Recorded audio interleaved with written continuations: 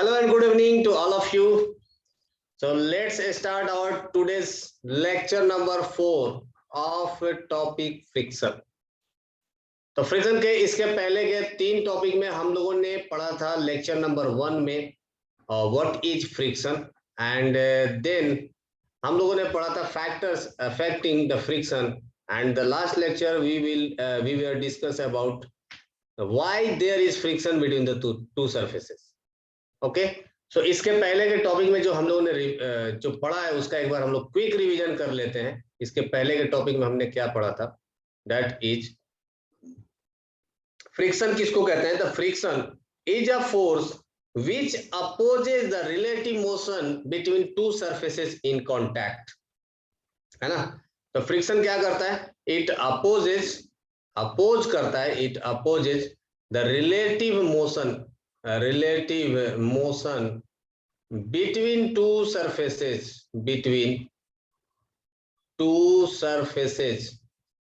in contact, between two surfaces in contact. कोई भी दो सरफेस जो कांटेक्ट में है, अगर उनके बीच में रिलेटिव मोशन होगा, अगर उनके बीच में कोई रिलेटिव मोशन होगा तो उनको वो अपोज करता है. कौन अपोज करता है? फ्रिक्शन फोर्स अपोज करता है. चूंकि since it is a kind of force, इसलिए इसका जो यूनिट होता है वो क्या होता है? न्यूटन, जो कि कैपिटल एन से रिप्रेजेंट किया जाता है ना? तो सिंपली अगर मैं बोलूं कि अगर कोई भी ऑब्जेक्ट आगे की तरफ मूव हो रहा है, इधर की तरफ उसका वेलोसिटी है, तो इस ब्लॉक के ऊपर जो फ्रिक्शन लगेगा वो किधर लगेगा? पीछे की तरफ लगेगा. ये बात क्लियर होनी चाहिए. कोई ऑब्जेक्ट, जैसे मान लो कि ये एक ऑब्जेक्ट है, नहीं ये वाला थोड़ा सा, चलो ठीक है, हाँ मान लिया. सो अगर मान लीजिए कि ये इसके ऊपर एक ब्लॉक है, अरे यार ठीक, मान लीजिए कि ये एक ब्लॉक है, मास m है, और ये इस दीवार के ऊपर रखा गया है और दीवार के ऊपर स्लाइड कर रहा है ना? इस दीवार के ऊपर ये स्लाइड कर रहा है, ऐसा ये डाउनवर्ड डायरेक्शन में मूव करते हुए आ रहा है. इसका मतलब क्लियर है कि इसके ऊपर जो फ्रिक्शन लगेगा वो किधर लगेगा? ऊपर की तरफ ये फ्रिक्शन लग रहा होगा. यही बात समझ में सबको ये पॉइंट क्लियर है? तो फ्रिक्शन हमेशा क्या करता है? दो सरफेस के बीच के रिलेटिव मोशन को अपोज करता है, ये विरोध करता है. That's it about the friction. फिर इसके बाद हम लोगों ने बात करा था कि जो फ्रिक्शन होता है ये किन किन बातों से अफेक्टेड होता है. तो ये अफेक्ट होता है on the nature of surface. Nature of surface पर ये डिपेंड करता है कि आपका जो सरफेस है वो किस तरह का है, उस हिसाब से फ्रिक्शन लगता है ना? नेचर ऑफ सरफेस का कहने का मतलब होता है कि आपका स्मूथ है सरफेस या रफ है. स्मूथ ऑब्लिक रफ, है ना? सो ये हो गया पहला चीज. दूसरा चीज जो इसको जो अफेक्ट नहीं करता है वो है surface area. So does not depends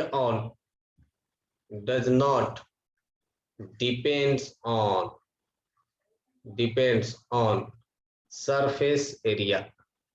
किसी भी ऑब्जेक्ट के सरफेस एरिया पर डिपेंड नहीं करता है फ्रिक्शन फोर्स. ठीक है? तीसरा चीज, तो ये फिर और किस चीज पे डिपेंड करता है? ये डिपेंड करता है कि दो सरफेस कितने फोर्स से प्रेस किए गए हैं, या सिंपली कहें कि depends on normal force between two surface. Normal force between two surface. अब नॉर्मल फोर्स क्या होता है ये हम लोगों ने फोर्स एंड प्रेशर में डिटेल में पढ़ा है कि नॉर्मल फोर्स किसको कहते हैं, है ना? पर फिर भी एक बार फिर से मैं आपको बता देता हूं, अगर आपको कोई भी मास दिया गया है, सब लोग कान खोलकर सुनना, बाद में फिर आप लोग पूछने लगते हो ये एक्सपेरिमेंट के समय में, जब आपको क्वेश्चन दिया जाता है तब, सर अब क्या करें, मुंह टांग के बैठ जाओगे. अगर आपको कोई भी मास दिया गया है एम केजी, और ये जमीन पर रखा हुआ है फ्लोर के ऊपर, then normal force will be m into G के बराबर होता है। जी का वैल्यू कितना होता है? जी का वैल्यू होता है 10 मीटर पर सेकेंड स्क्वायर। जैसे मान लीजिए कि अगर कोई एक 15 केजी का ब्लॉक रखा गया है, 15 केजी का, तो जो नॉर्मल फोर्स होगा, normal force, that normal force N is equal to हो जाएगा 15 गुना 10 is equal to 150 newton, 150 newton. ठीक है, ये बात आप लोग दिमाग में चिपका लीजिए। नॉर्मल फोर्स क्या होता है? याद करिए, नॉर्मल फोर्स जो होता है ये आता है न्यूटन्स के थर्ड लॉ से। न्यूटन के थर्ड लॉ से ये जिस फोर्स से जमीन को प्रेस करेगा, जमीन भी उसी फोर्स से रिटेलिएट करेगी। रिटेलिएट करेगी मतलब उतना ही फोर्स उस ऑब्जेक्ट के ऊपर भी लगाएगी, जिसको हम लोग कहते हैं नॉर्मल फोर्स। इसका नाम नॉर्मल इसलिए पड़ा क्योंकि ये जो भी सरफेस के साथ कांटेक्ट में होता है उसके नॉर्मल में लगता है, उसके परपेंडिकुलर डायरेक्शन में लगता है। जिसको रिवीजन करना है डिटेल में जाकर के फोर्स एंड प्रेशर में जाके देख सके। टाइप ऑफ फोर्स में मैंने बताया था। अगर ये एक भी ब्लॉक का है दीवार, ऐसा कुछ है ना, अगर इस तरह का कुछ दीवार बना हुआ है और इसमें एक ऑब्जेक्ट को ला करके अटका दिया ऐसा, तो यहाँ पर जो नॉर्मल फोर्स लगेगा वो सरफेस इन कांटेक्ट के परपेंडिकुलर लगेगा, सरफेस इन कांटेक्ट के परपेंडिकुलर लगेगा, है ना। तो ये होता है नॉर्मल फोर्स। तो फ्रिक्शन फोर्स जो डिपेंड करता है वो किसके ऊपर डिपेंड करता है? नॉर्मल फोर्स के ऊपर। या सिंपली कहिए कि आप दो सरफेस को कितना जोर से प्रेस किए हैं, how aggressively it has been pressed, the friction force depends upon that force, है ना। एग्जाम्पल के तौर पर आप ऐसे भी ले सकते हो कि अगर आपको एक कुर्सी खींचना है तो नॉर्मल अगर सिंपल रखा हुआ है तो आप इजीली कुर्सी को खींच सकते हैं, लेकिन अगर एक आदमी को बैठा देंगे उसके ऊपर और फिर कुर्सी को खींचेंगे तो ये खींचना मुश्किल हो जाता है, बिकॉज उस आदमी के बैठते ही आपका क्या हो जाएगा? मास इंक्रीज हो जाएगा। मास इंक्रीज हो जाएगा तो नॉर्मल फोर्स क्या हो जाएगा? बढ़ जाएगा। और जब नॉर्मल फोर्स बढ़ जाएगा तो फ्रिक्शन फोर्स भी बढ़ जाएगा।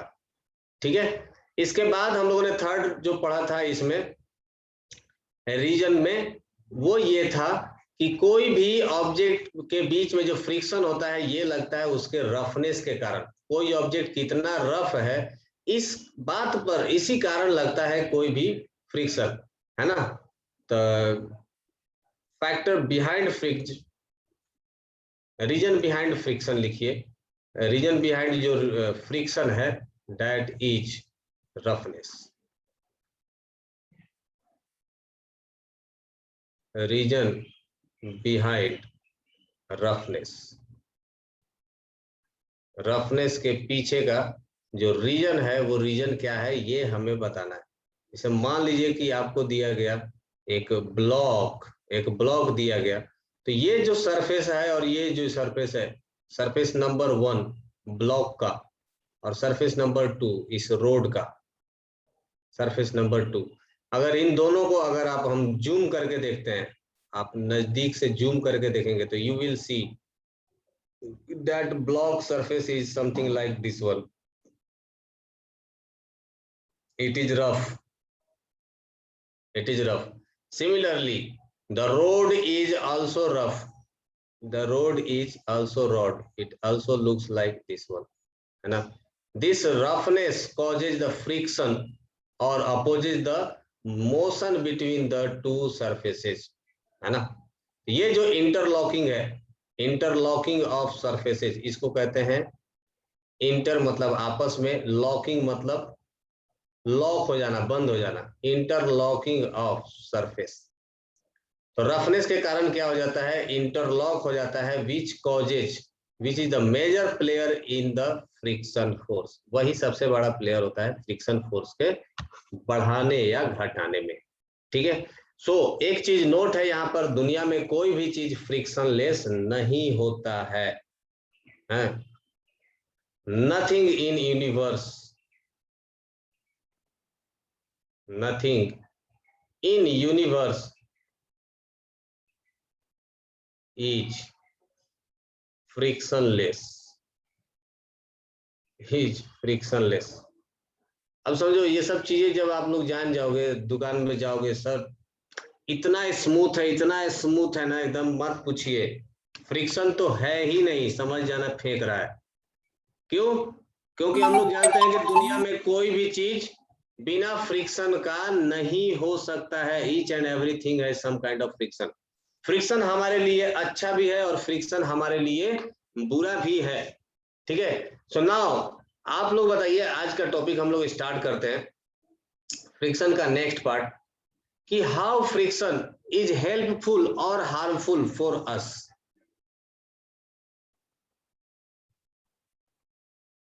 हमारे लिए फ्रिक्शन कैसे हेल्पफुल है, हमारे लिए फ्रिक्शन हार्मफुल क्यों है, बताइए।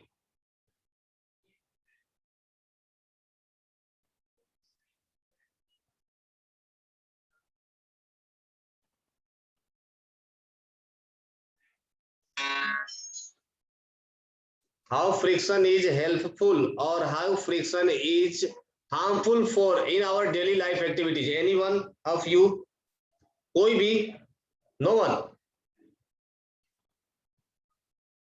नहीं पता? अरे बाप रे बाप। चलिए, तो हम लोग नेक्स्ट टॉपिक डाल लेते हैं। पहला टॉपिक यही होगा, हाउ फ्रिक्शन, हाउ फ्रिक्शन। सबसे पहले क्या कर लेते हैं, हार्मफुल की जगह पर वर्ड इस्तेमाल करते हैं undesirable. How friction is undesirable.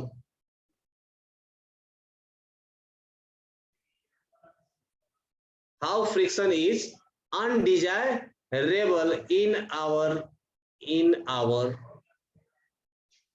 daily life activity, daily life activity, activity। ठीक है। कैसे फ्रिक्शन फोर्स जो है ये अनडिजायरेबल है, मतलब अनवांटेड है, बिना मतलब का आ जाता है, ये हमें इससे कोई फायदा नहीं है ना। तो इसके पीछे का रीजन है, सबसे पहला चीज क्या कर लेता है, फ्रिक्शन से क्या होता है, friction, friction causes, causes wear and tear, wear and wear and tear of machine parts, of machine parts। जो भी हमारे पास मशीन के पार्ट्स होते हैं ना, है ना, जिनके बीच में मोशन होता है, जैसे मान लो कि आप गाड़ी चला रहे हो, तो जो चक्का है, चक्का घूम रहा है, रिवॉल्व हो रहा है, गोल गोल घूम रहा है, तो उस चक्का का मोशन के वजह से, उसके घूमने के वजह से क्या हो जाता है, उसमें वियर एंड टीयर होता है। अब वियर एंड टीयर का मतलब क्या होता है, घिस जाना। जैसे चप्पल पहन करके दिन भर चलते रहते हो और चप्पल घिस जाता है, नीचे से घिस जाता है ना, तो उसको हम लोग क्या बोलते हैं, वियर एंड टीयर को कहते हैं, है ना। ये किसके वजह से होता है, ये होता है फ्रिक्शन के वजह से। हमारा चप्पल क्यों घिस जाता है, क्योंकि फ्रिक्शन क्या करता है, बार बार चप्पल, जो जितना देर हम लोग चप्पल पे चलते हैं, हर बार फ्रिक्शन उसके ऊपर लग करके हमें फिसलने से बचाता है।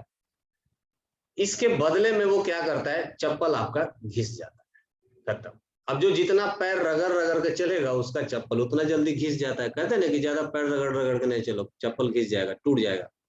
क्यों? Because friction causes wear and tear of machine parts. जो भी आपका मशीन का पार्ट है उसमें घिसता है, ये खराब करता है चीजों को, है ना।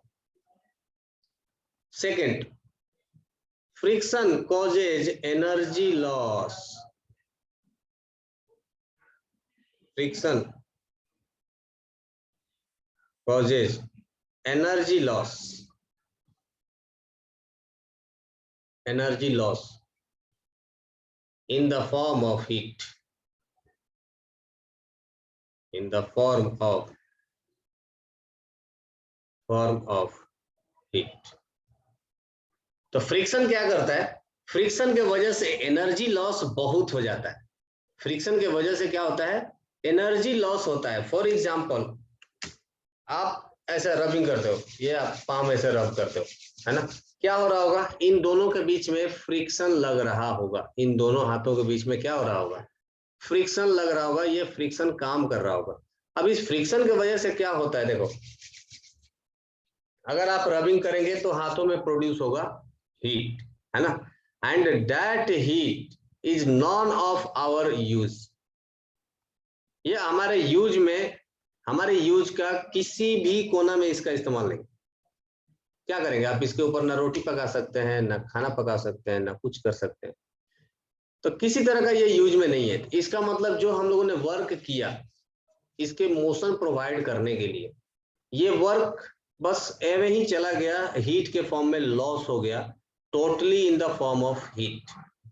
ठीक है, तो फ्रिक्शन क्या करता है, हमारे लॉसेस को बढ़ा देता है, हमारे एनर्जी लॉस को बढ़ा देता है।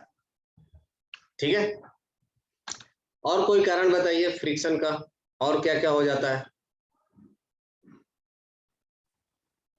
बोलो। जो एनर्जी लॉस हो जाता है यही कारण है। देखिए कि जो सैटेलाइट वगैरह प्रोजेक्ट करते हैं, सैटेलाइट में भी एयर फ्रिक्शन के वजह से क्या हो जाता है आपका, उसमें हीट प्रोड्यूस हो जाता है, और इसलिए हमको हेवी बड़ा बड़ा जो चीजें हैं उसको, ये बोल सकते हो कि कॉस्टली चीजें इस्तेमाल करना पड़ता है उस सैटेलाइट को नीचे से ऊपर फेंकने के लिए। तो ये भी एक फ्रिक्शन का रोल है। और भी क्या कारण हो सकता है बताइए, शिवम, ऋषभ। सर हाँ सर बताओ। सर आवाज आ रही है?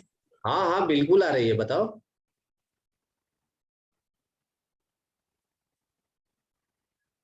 हेलो। सर जब गाड़ी चलती है, बोलो बोलो। सर जब गाड़ी चलती है तो सर उसका टायर जो सर, वियर एंड टियर। तो ठीक है, चलो ये भी उसी का केस आ गया,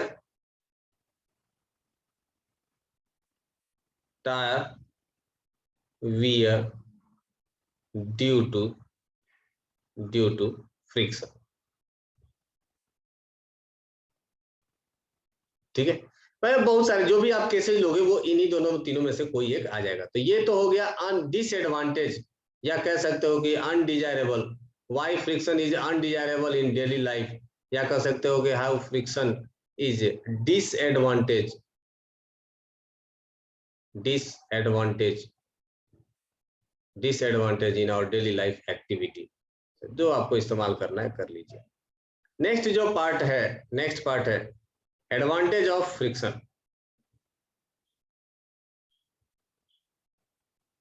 फ्रिक्शन का एडवांटेज क्या है,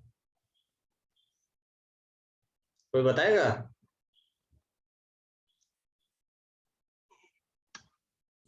सर बोलिए। सर सर हम जैसे सर कोई आयरन को सर कोई सर सीमेंट का और सर सैंड का जो दोनों मिक्स होता है ना सर, ढलाई जिसको बोलते हैं, वैसे टाइप में सर उसको जब फ्रिक्शन लगाते हैं तो उसको सर रगड़ते हैं तो वो सर पतला हो जाता है, उसमें सर धार बन जाता है, हाँ शार्पनेस हो जाता है सर वो। बिल्कुल, हम लोग क्या लिखे हैं, it is use for, sir उससे सर हमें किसी चीज को काटने में हाँ, sharpening the cutting tools, cutting tools जो काटने वाला सामान है, कटिंग टूल्स जो है उसको शार्पन करने का काम में आता है, शार्पनिंग द कटिंग टूल्स। दूसरा,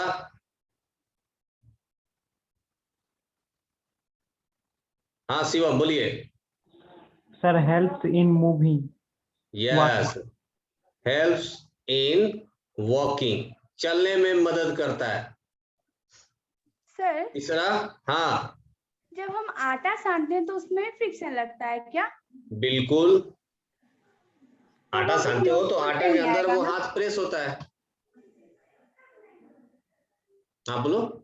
तो वो यूजफुल में आएगा ना, एडवांटेज में आएगा ना? हाँ बिल्कुल, तो क्या लिखोगे? आटा सानने में मदद करता है। नो सर, इसका इंग्लिश ही नहीं आ रहा है। छोड़ दो उसको, दूसरा सोचो।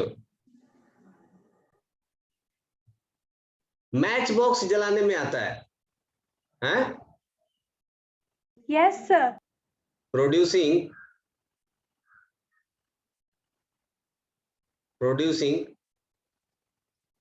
heat to enlighten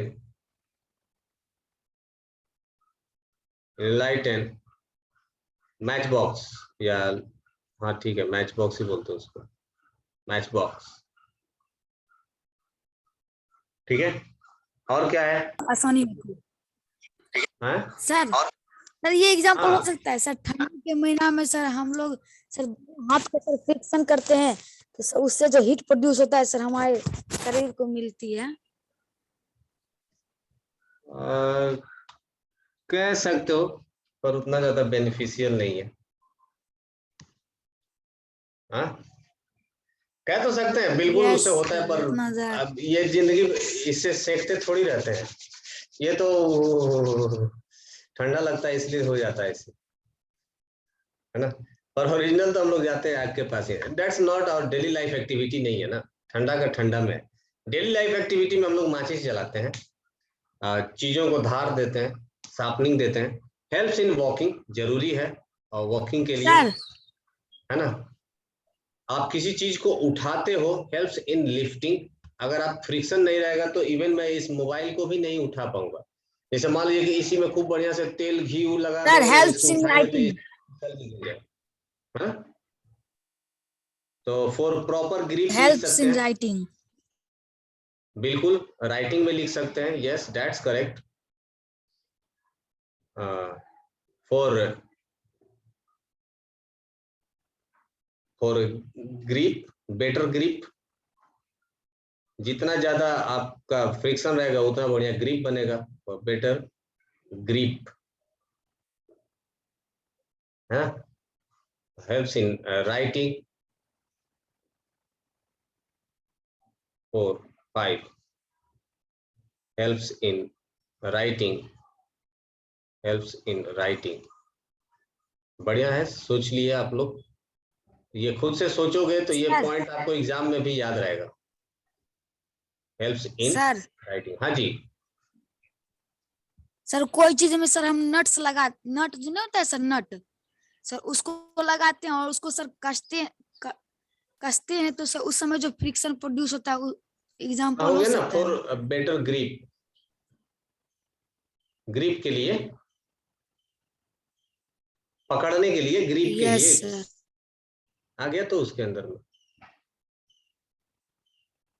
चलिए, सो ये हो गया हमारे लिए एडवांटेज। ठीक है, तो ये चीज को आप लिख लीजिएगा, ये क्वेश्चन स्कूल वगैरह में पूछे जाते हैं कि व्हाट आर द डिसएडवांटेज।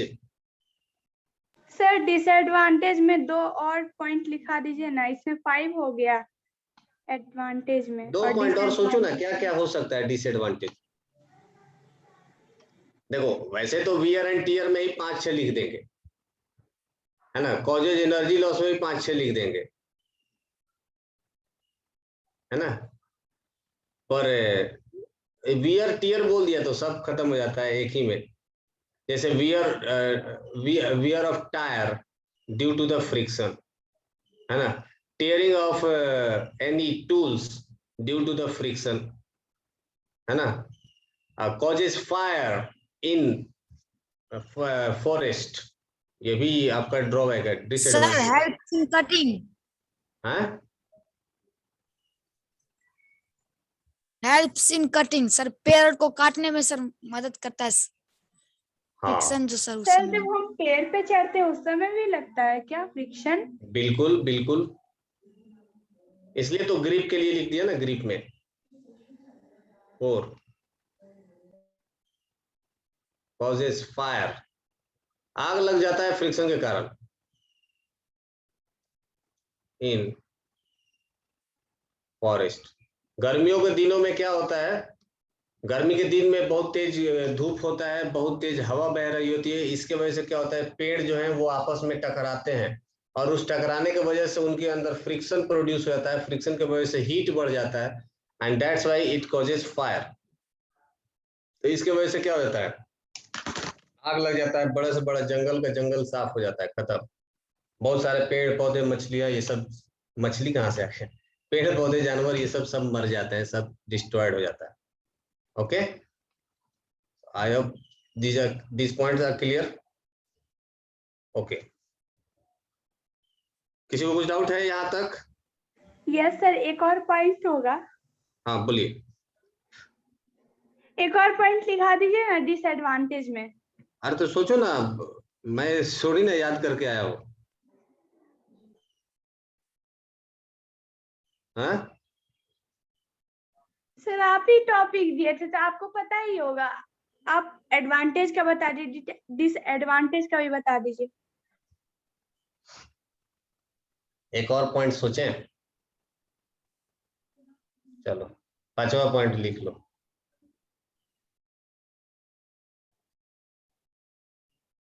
5वां पॉइंट क्या लिखे, it reduces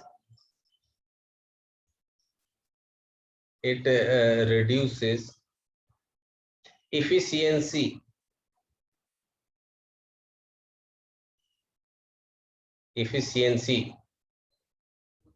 of a machine। Efficiency का मतलब क्या हो गया कि जितना वो काम कर सकता था उससे कम ही काम कर पाता है, that is called as efficiency. जैसे मेरा कार्य करने की क्षमता है 100 जूल, लेकिन फ्रिक्शन के कारण मैं 80 ही कर पाया, that is called as efficiency. ठीक है, जैसे मान लो कि अगर फ्रिक्शन नहीं होता तो मैं एक ट्रक खींच के लेके चला जाता, एक ट्रक खींच लेता, लेकिन चूंकि फ्रिक्शन है इसलिए मैं ट्रक नहीं कार ही खींच पा रहा हूं, तो that is called as efficiency. तो फ्रिक्शन क्या करता है, इफिशियंसी को रिड्यूस कर लेता है। अच्छा, बेनिफिट में आप लोग लिख सकते हो छठा, ब्रेकिंग। अब ये मत बोला कि एगो और लिखवा दीजिए उसमें, ब्रेकिंग में हेल्प करता है। जब आप ब्रेक दबाते हो गाड़ी को रोकने के लिए, तो ब्रेकिंग में ब्रेक होता है जो कि गाड़ी को रोक पाता है, और ये ब्रेक इसलिए लग पाता है बिकॉज ऑफ फ्रिक्शन।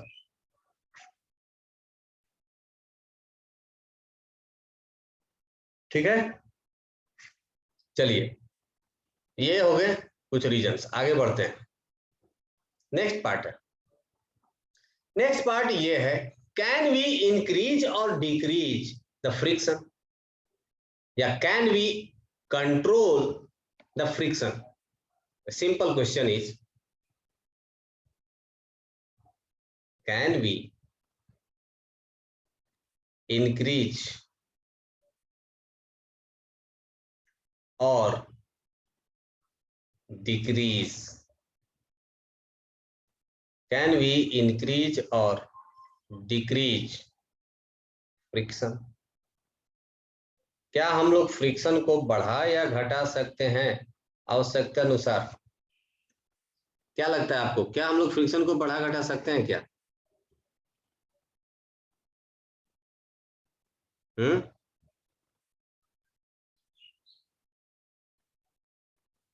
क्या हम लोग फ्रिक्शन को बढ़ा सकते हैं? हाँ, कैसे बढ़ा यस सर, सकते हैं घटा बताइए, सकते हैं और कैसे बढ़ा सर सकते हैं पहले? सर जब हाँ गाड़ी चलती है तो सर हाँ हाँ बोलो सर ना, जब बोलो। गाड़ी चलती है तो सर उस समय जो सर व्हील में जो फ्रिक्शन लगता है सर, जब स्पीड सर इंक्रीज करते हैं तो उस समय सर फ्रिक्शन ज्यादा लगता है, और सर स्पीड कम करते तो फ्रिक्शन कम लगता है।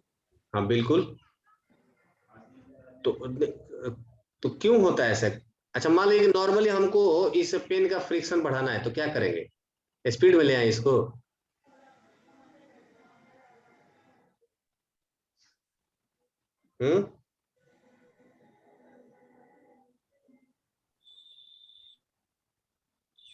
बोलिए।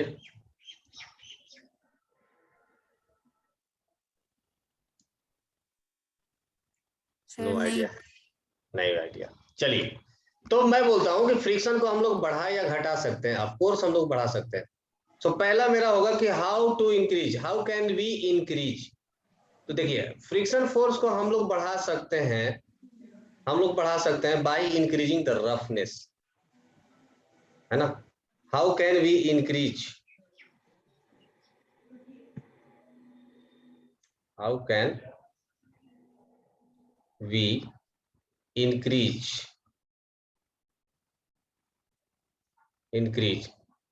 friction between two surface,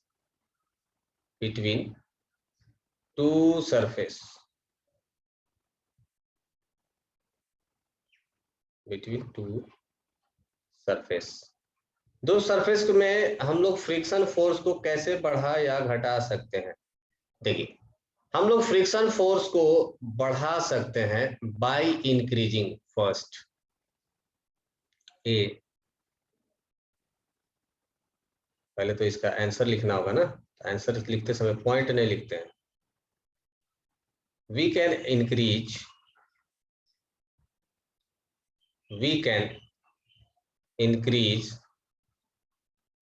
ये आंसर है, we can increase friction between two surfaces,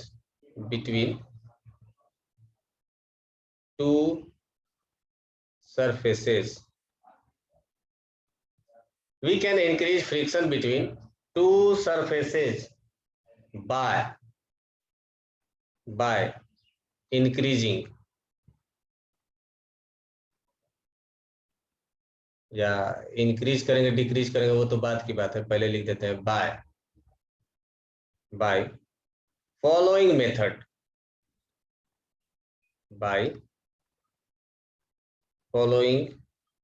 methods. Option number A, increasing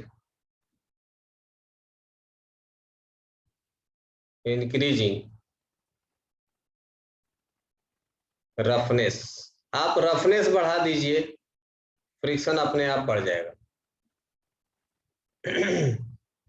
B, increasing roughness, second the normal force, increasing the normal force, या normal force की जगह पे मैं एक टर्म इस्तेमाल कर रहा हूं, प्रेसिंग फोर्स। एक ही बात है, जितना फोर्स आप प्रेस करेंगे उतना ही नॉर्मल फोर्स भी होगा, न्यूटन का थर्ड लॉ, एक ही बात है, नॉर्मल फोर्स और प्रेसिंग फोर्स इंक्रीज्ड। अगर आप इसको भी बढ़ा देते हैं तो आपका फ्रिक्शन फोर्स इंक्रीज हो जाएगा, बढ़ जाएगा, ठीक है। नेक्स्ट, कैसे हम लोग घटाएंगे, how can we reduce. Next होगा how can, sir decreasing roughness. हाँ रिड्यूस ना, yes sir. How can we reduce, by decreasing roughness, या कह सकते हैं कि बाय इंक्रीजिंग रफ स्मूथनेस, ये भी तो हो सकता है ना। इंक्रीजिंग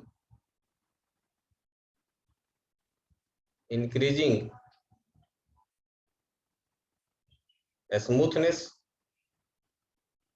सर इंक्रीजिंग होगा यहाँ। अरे स्मूथनेस, ओ यस। चिकनाहट बढ़ा दीजिए। और ये कैसे कर सकते हैं, चिकनाहट कैसे बढ़ा सकते हैं,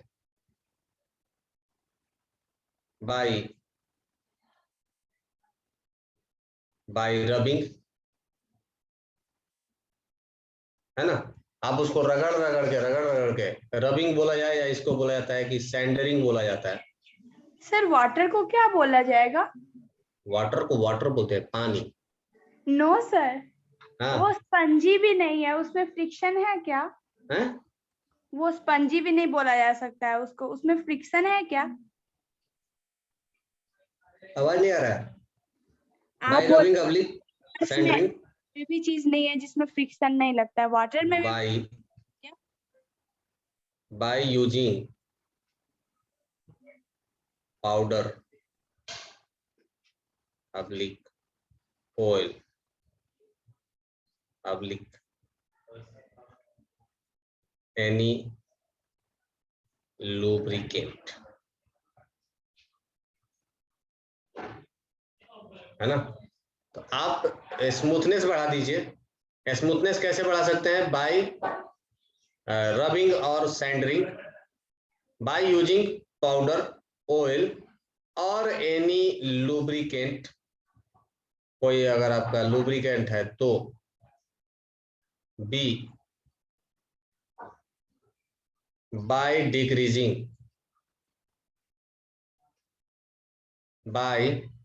decreasing the normal force.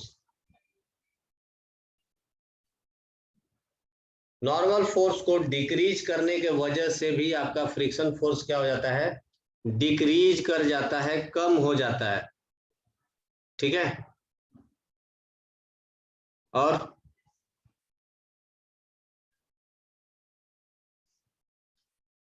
Third, B के बाद सी, सॉरी, अगर कहीं पे फ्रिक्शन हो रहा है तो वहां पर आप बेयरिंग इस्तेमाल कर सकते हो। यूजिंग बेयरिंग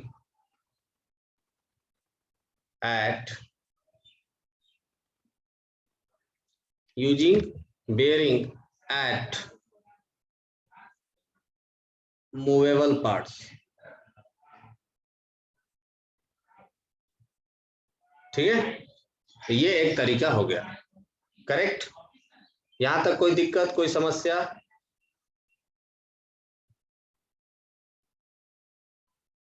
किसी को कोई पार्ट जो समझ में नहीं आया हो? Yes sir, I have a question. बोलिए। आवाज आ रहा है ना क्लियर? हाँ हाँ, सर वाटर में भी होता है क्या फ्रिक्शन? बिल्कुल होता है। फ्रिक्शन वाटर में भी होता है, एयर में भी होता है, रोड सॉलिड में भी होता है। तो फ्रिक्शन सब जगह होता है। वाटर में कैसे होता है फ्रिक्शन? अच्छा, एयर में कैसे हो सकता है? सोचो, क्या एयर में फ्रिक्शन हो सकता है? बोलो बोलो। वाटर में तो तुम बोल रहे हो फ्रिक्शन नहीं होता है, तो क्या एयर में फ्रिक्शन होता है? देखो अदिति, सिंपल समझिए ऐसी बात, अगर फ्रिक्शन नहीं होता, अगर फ्रिक्शन नहीं होता तो एक ऑब्जेक्ट को अगर आप धक्का दे दोगे तो वो जिंदगी भर चलते रहता। जैसे कि पृथ्वी है, सूर्य के चारों तरफ चक्कर लगा रहा है, पृथ्वी के मोशन को अपोज करने वाला कोई नहीं है, सालों साल तक चक्कर लगाते रहेगी, कोई दिक्कत नहीं। कोई इंजन लगा है क्या पृथ्वी के पीछे? अर्थ के पीछे कोई इंजन लगा हुआ है या न्यूक्लियर ब्लास्ट लगा हुआ है? कोई रस्सी से खींच रहा है, कोई डंडा से घुमा कर रहा है, क्या कर रहा है? कोई कुछ नहीं कर रहा है। क्यों? क्योंकि स्पेस में फ्रिक्शन है ही नहीं, स्पेस खाली है एकदम। वैसे ही स्पेस में आपको भी नचा के छोड़ दिया जाए, ऐसे गोल गोल घुमा के छोड़ दिया जाए, तो आप भी ऐसे ही चलते रह जाएंगे बिना फ्रिक्शन के। ठीक है, आप कहीं नहीं जाने वाले हो। तो अगर आप बोल रहे हो कि पानी के अंदर फ्रिक्शन फोर्स नहीं लगता है, तो इसका मतलब पानी में एक बार नाव को धक्का दे देंगे तो आपको पटना से बेगूसराय पहुंचा देना चाहिए था। और बेगूसराय ही क्यों, पानी में तो फ्रिक्शन है ही नहीं, तो रुकना ही नहीं चाहिए था उसको। यहां से पटना से धक्का दिए, बेगूसराय से धक्का दिए, यूं हो गया सीधे एकदम अमेरिका जाके रुकेगा। रुकेगा क्यों? फिर उसको रोकना पड़ेगा मार मार। मेरी बात समझ में आई? Yes sir. यस, तो फ्रिक्शन है इसलिए रुकता है। ऊपर से ये जो होते हैं मेट्रोइड्स वगैरह जो गिरते हैं वो जल जाते हैं रास्ते में, क्यों?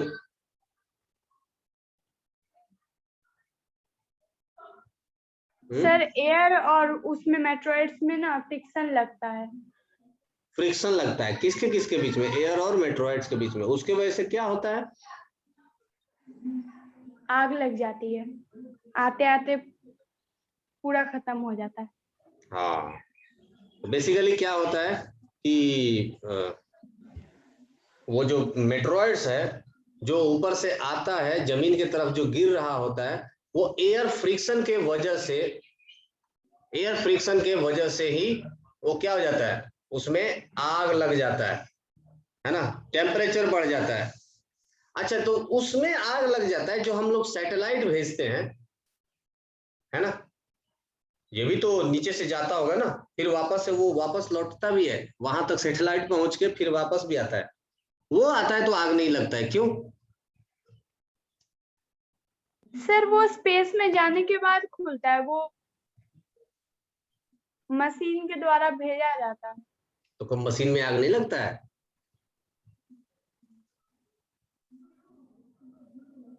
मशीन में आग लगता है कि नहीं?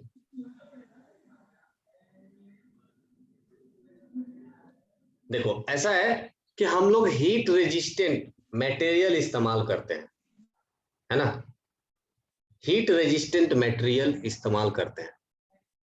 जैसे बहुत सारा जो मटेरियल होता है वो हीट का बैड कंडक्टर होता है ना, और बहुत सारा जो मटेरियल होता है जो हीट का गुड कंडक्टर होता है, जो मटेरियल को जो हीट को कंडक्ट करता है।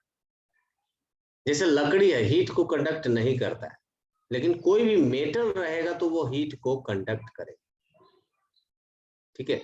सेरामिक है, वो हीट को ऑलमोस्ट इंसुलेट करता है, नहीं ट्रैवल करता है।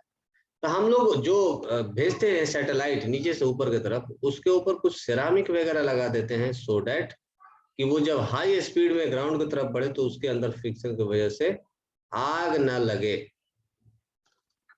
आई बात समझ में? क्या ये पॉइंट क्लियर है?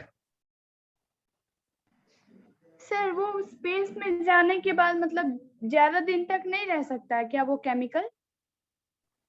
कौन सा केमिकल?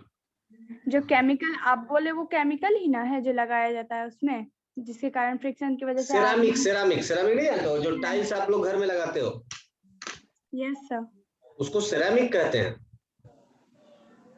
वैसा टाइल्स रहता है, टाइल्स लगा दिया जाता है उसके ऊपर। कल्पना चावला का नाम सुनी हो? Yes sir. कल्पना चावला का प्लेन इसलिए ये हो गया था, जल गया था, एक्सीडेंट हो गया था, बिकॉज जब वो लॉन्च हो रहा था ना नीचे से, कभी देखा है सैटेलाइट लॉन्च होते हुए? सर टीवी में देखे हैं। हाँ, टीवी में। तो जब सैटेलाइट लॉन्च होता है ना तो देखो कुछ तार जो होता है ना वो टूट के बाहर निकलता है, छूटता है ऐसे तार साइड से, तब फिर वो बीच में से सैटेलाइट बाहर निकलता है, यू नो। Yes sir. नहीं देखे हो? यस सर, देखे हैं टीवी में। हाँ, तो वो जो सैटेलाइट होता है ना, जो तार निकलता है ना, उसी में से एक तार जो है वो टकरा गया था सैटेलाइट के साथ निकलते समय, और उस सैटेलाइट में एक छोटा सा क्रैक डेवलप हो गया था। क्रैक मतलब समझ रहे हो ना? Yes sir. क्या बोलते हैं, चिसक जाता है, चीख गया, ऐसा चिसक गया था। लेकिन ये तभी लग गया था कि हाँ ये कुछ ना कुछ तो गड़बड़ हो गया है मिशन में, बट मिशन ऑन हो चुका था एंड प्लेन प्रोजेक्ट हो चुका था बाहर। सर लास्ट टाइम में जब आने लगा, जब इंटर करने लगा तब ना जला वो पूरा। बिल्कुल, तो ये क्रैक था। जब वो रिटर्न होने लगा तो यही क्रैक धीरे धीरे डेवलप होते होते होते होते बड़ा क्रैक बन गया। अब जैसे जैसे वो जितना स्पीड में नीचे आएगा, प्रेशर हवा का उतना ही बढ़ते जाएगा, है ना, सर उतना ही दबाव बढ़ेगा। आग लग गया होगा तब। तो क्रैक लगते लगते सेरामिक क्या हो गया, टूट के निकल गया बाहर, सेरामिक हट गया ऊपर से। अब सेरामिक हट जाएगा तो क्या हो जाएगा, मेटल आ जाएगा डायरेक्ट कांटेक्ट में, और मेटल क्या करता है, गुड कंडक्टर ऑफ हीट होता है, तो तुरंत वो फ्रिक्शन के वजह से उसमें आग लगता है, और मेटल गर्म होकर के वहां से एक होल हो जाता है, छेद हो जाता है, और वो फिर पूरा अंदर आग लग जाता है एवरीवेयर, ठीक है। तो यस सर। ऐसा होता है कभी, तो मतलब एक छोटा सा गलती समझो कि कितना बड़ा हादसा बन सकता है। फ्रिक्शन एक बहुत ही खतरनाक चीज है। सेकेंड मतलब मिशन में ही आग लग गया था उसका। हाँ, सेकेंड मिशन ही कर रही थी जो वो क्रैक के कारण आग लग गया था। हम्म हम्म हम्म हम्म।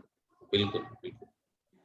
सो friction is a very important key role in our daily activity. Friction है तो हम बहुत सारे काम कर सकते हैं, फ्रिक्शन नहीं है तो हम बहुत सारे काम नहीं कर सकते हैं। दुनिया में सबसे ज्यादा अगर लॉस होता है तो वो होता है कोरोजन एंड फ्रिक्शन की वजह से। एक तो चीजें सड़ जाता है, लोहा वगैरह सड़ जाता है ड्यू टू द कोरोजन, और दूसरा ये हो जाता है कि वो चलते चलते घिस जाता है, that is called as friction. ठीक है, सो यहाँ तक किसी को कुछ डाउट है क्या? नहीं सर। कुछ नहीं, चलिए फिर आगे बढ़ते हैं। फिर नेक्स्ट है that is the type of friction. Type of friction,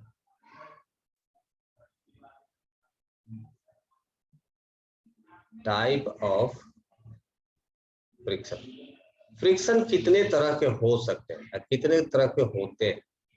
देखिए, फ्रिक्शन जो होता है, जो भी फ्रिक्शन होता है, ये नॉर्मली 3 पार्ट में डिवाइड किया जाता है। हम तो वैसे जनरली 2 ही पार्ट कहते हैं, लेकिन बहुत सारे बुक में लिखा जाता है 3 पार्ट, है ना। So there are 3 types of friction. आप भी यही लिखिएगा, there are 3 types of friction. पहला,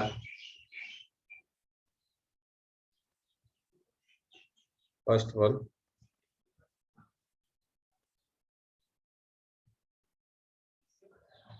एटमॉस्फेरिक प्रेशर। फ्रिक्शन बोल रहा हूं ना। First one is static friction. Static friction, ठीक है। जो दूसरा होगा, दूसरा that is called as kinetic friction. That is called as kinetic friction. Static friction, kinetic friction, and kinetic friction को ही स्लाइडिंग फ्रिक्शन भी कहा जाता है। Sliding friction. And next one is rolling friction. Rolling friction सबसे बड़ा जो होता है वो होता है स्टैटिक फ्रिक्शन, नंबर 1 पे। उससे छोटा जो होता है काइनेटिक फ्रिक्शन, और सबसे कम जो होता है वो होता है रोलिंग फ्रिक्शन। ठीक है, so that's all for today Aditi. मिलते हैं नेक्स्ट क्लास में, ठीक है। रिवीजन कर लीजिएगा, मैं कुछ क्वेश्चन सेंड करूंगा ऐप के ऊपर, तो वो भी आप ट्राई करिएगा सॉल्व करने के लिए। सर आचार्य क्लासेस वाला जो ऐप है उसी पे क्वेश्चन नाम? हाँ बिल्कुल, उसमें सब वीडियोज वगैरह भी अपलोड हो गए मैक्सिमम। एक बायोलॉजी का कुछ रह गया, so Diganta sir is not here, but whenever he will be available he will just sir upload। Physics का टोटल हो गया उसमें अपलोड?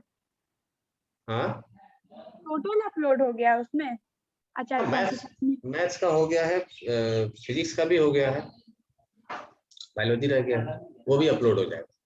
ठीक है, यस सर। ओके, चलिए रिवीजन कर लीजिएगा अच्छे से।